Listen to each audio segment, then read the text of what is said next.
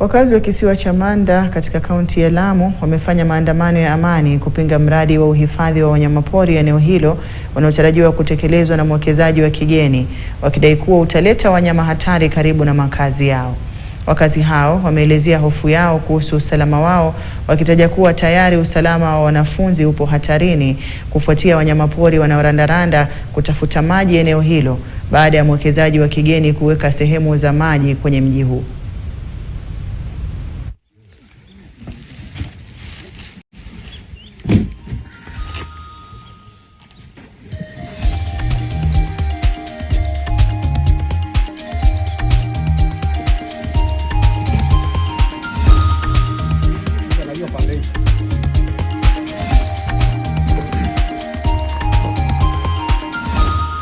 Watoto wanaenda shule kwa maguu na wanyama kama hawa. Leo hii kuna nyati wako hapa, leo kuna chui wako hapa, leo kuna hyena wako hapa, leo kuna mbwa mwitu wako hapa. Tunahofia watoto wakienda shule wataweza kuliwa na hawa wanyama.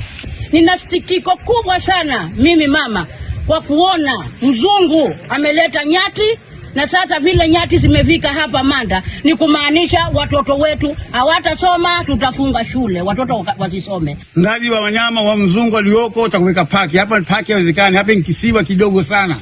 Watu mashamba huku na huku mizunguka. Hauwezi kupaka paki hapa, hichi kisiwa sehemu ndogo sana. Watu majaluoni kule kutuma majiwe, watu lima, watu hivi, watu viko katikati. Hii ni dharubu kubwa sana.